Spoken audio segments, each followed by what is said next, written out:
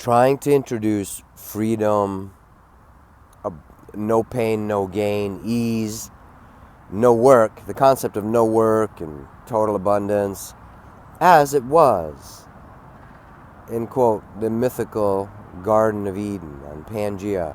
There's no need to work. We've been shown now that the actual hunter-gatherers were much more efficient, had a lot more free time than when we first started doing agriculture. Agriculture is sweat and toil in the field, and the accompanying religions that need to own land and create scriptures that say, thou shalt earn thy bread in sweat and toil.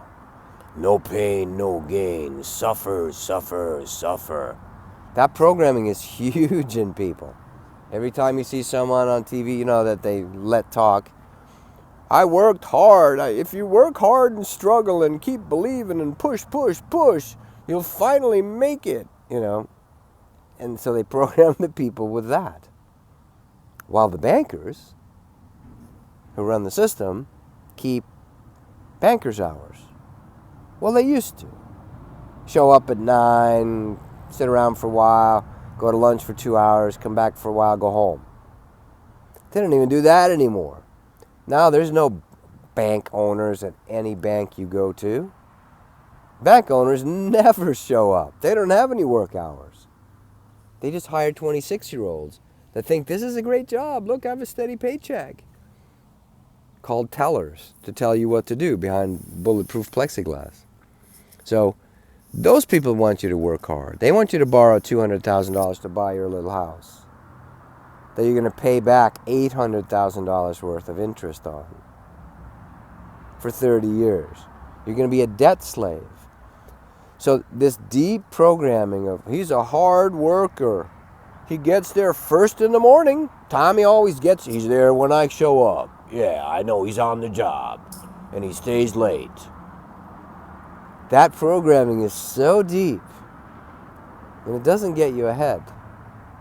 It just gets you to be a worker, be a slave. A slave. But when, just like with slaves in America, obviously this needed to be rectified. And it was tried in the beginning too. We weren't ready for it. The collective was so programmed. And with the original Constitution, there were voices that said, oh, we can't have slaves. But it wasn't able to be addressed at that point. It was so deep in the collective unconsciousness. But anyway, when you program people, they don't know what to do. It's like an animal. You finally set the cage free. Of course they need to be free. But they didn't know what to do, some of the slaves set free after the emancipation in America, you know? So there's those people, of course it's the right time to help free every slave.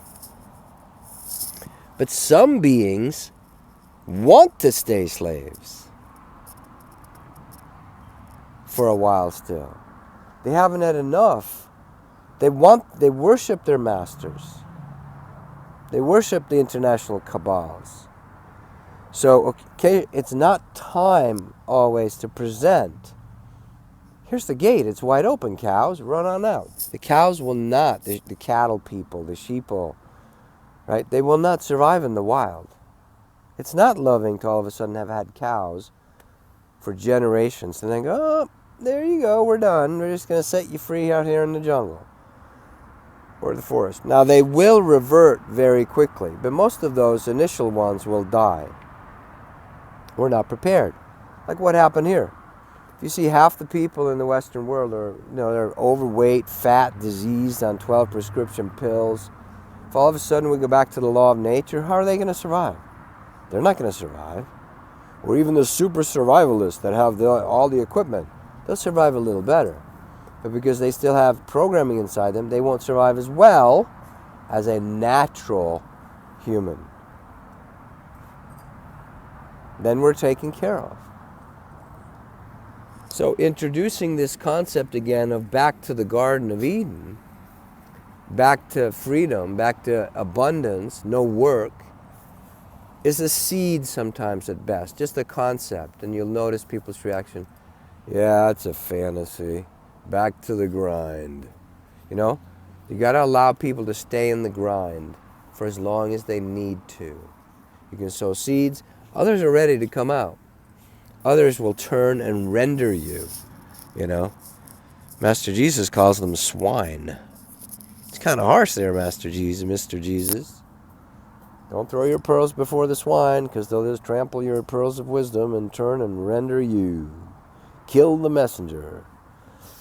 Not that politically correct nowadays, Jesus. You wouldn't survive very well in our climate today. It would have to be something like, well, those less fortunate than us and that don't have the privilege of an education and understanding, that you have to introduce the concept slowly. If you give them too much all at once, it'll scare them and they will kind of turn on you and be angry at you. Yeah, that's true. So, no wine before its time. What's the right introducible thing right here?